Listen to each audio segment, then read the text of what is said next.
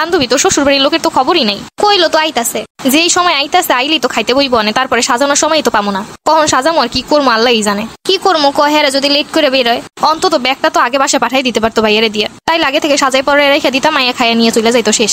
জানিস তো পোলার খালা কেমন, ওই খালার জন্যই সবকিছু এরম। খালায় নাকি কইছে হে আইয়া নিজেই সাজাইবো। এইগুলো একদম বেশি বেশি। এর খালার যে বয়সে কি সাজার কিছু বোঝে নাকি? পার্লারের কথা কইছে, পার্লারেও নাকি যাইতে দিব না। তুলা বাইরে সব জিনিসপত্র কিনতে কইছিলাম যেন ঘরে বসে সুন্দর করে সাজাইতে পারি।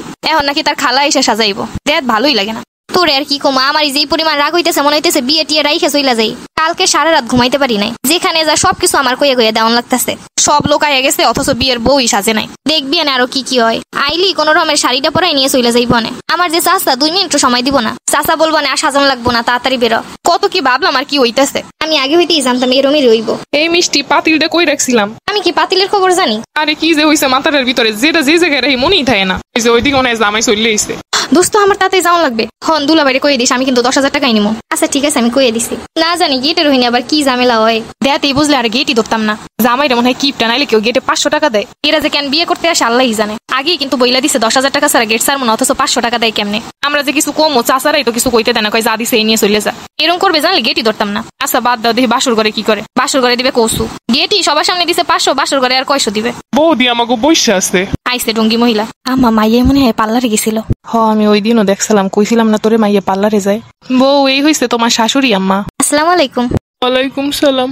বোন গো, আমার পোলা ডাইস কইতে পর হয়ে যাইবো। আরে কি যে কোন, পর হইতেই দিব না। এই নাও বউ, তোমার ব্যাগের ভিতর সবকিছু আছে।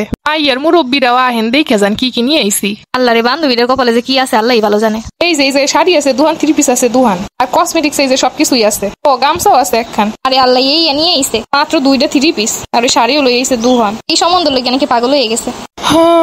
আরে পোলার খরচ মাত্র শুরু। হাওড়িটার অবস্থা দেখছো? আইসে হে হইতে খালি নিয়ে আসি সারতে আছে।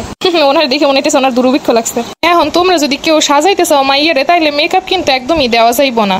আর যদি আমরা সাজামো, তাইলে আমাগো তো আমরা যে রকমের পছন্দ করি সাজাই নিয়ে যাবো। আইসা আমাকে ঠেকা পড়ছে, মেকআপ ছাড়া সাজাই দেবো। এগো বউ হেরাই সাজাই নিক যেমনে মন চায়। কি এক অবস্থা, বিয়ের সময় এমন করা লাগে। হ্যাঁ, এই যুগে এরকমের খ্যাত মানুষ আছে। আচ্ছা তাইলে আমরাই সাজাইলাম, আমাকে বউ সুন্দর আছে, মেকআপ না করলেও ভালো দেখাইবো। মানুষের বিয়ে নিয়ে কত শখ থাকে, আর এরা যে আমারই নিয়ে কি তামাশা শুরু করছে। বিয়ের দিনই যদি এই অবস্থায়, সারাটা জীবন যে কি অবস্থায় বুঝতেই পারতাছি। যেমনে পারে সাজাই নিক তো। আমাকে বউ সাজাই হয়ে গেছে। এমনি কি সুন্দর দেখা যাইতাছে, একটু যদি মেকআপ দিত কত সুন্দর দেখাইতো। বান্ধবী রাগ হইস না, দেখছই তো কি অবস্থা। তোর সাজানোর কথা ছিল কিন্তু হেরাই তো সাজাইতে দিল না। আরে বেটা, তারা বাড়ি দিয়ে বুদ্ধি করে আইছে সাজনের শাড়ি দিব নাই লিগা। সমস্যা নাই, বিয়ের পরে 2 বান্ধবী মিলে ইচ্ছা মতো সাজমনে। ওই সাজানো হইছে, তাড়াতাড়ি মাইয়া লই আও। ওই যে শুরু হয়ে গেছে চাচা গো ডাক। কিন্তু যে সবার কথাটা তো কই যাবো সেই উপায় নাই। বান্ধবী আম্মাই কই গেছে দেখছ? আমার আর দেখলামই না। আন্টি তো ওই দিকের কাজ করতে করতেই শেষ, এদিকের খেয়ালই নাই হের। দেখ এরকম নাকি মানুষ বিয়ে করে? বান্ধবী তা আমারে পাঠাই দে তো আমার কাছে। আচ্ছা দাঁড়া দেখতাছি। আপা বাইর দিয়ে কল দিতাছে, তাড়াতাড়ি বেরোন লাগবো আমাকে। চল তাড়াতাড়ি চল। এদিকে আমার নিয়েও যাইতেছে, আমার বাড়ির লোকেরও খবর নাই। মনে হইতেছে বিয়ে দিলি যেন বাইসে গেল। ও মা কই থাও তুমি? সেই থেকে তোমার খুঁজতাছি। দাঁড়া মা, অনেক কাম এইদিকে, তুই আই এলো তারপর 2জন মিলে কান মনে। এখন কত সময় নেই কাজের চাপে, বুঝুই তো এল্লা মানুষ কেউ নাই। আরে আল্লাহ, যাওয়ার সময় যে একটু কানমো মায়ের ধরে, সেই উপায় নাই। আসো বউ, ঘরে আসো। আল্লাহ রে, ঢুকতে এরম লাগতেছে, ঢোকার পর কি হইব? কি দাঁড়াই আসো কেন? আসো। এটা কি হইলো? কি হইলো আবার? বাইরে গেলা কেন? ওই আসো, ভিতরে আসো। হ্যাঁ, ভিতরে আসলি কাজের বউ হয়ে যাইতাছি। আমি যাইতাম না, ভিতরে গেলি কাজের বউ হয়ে যাইতাছি। আরে এইটাই তো শ্বশুর বাড়ির ম্যাজিক। আসো ভিতরে আসো।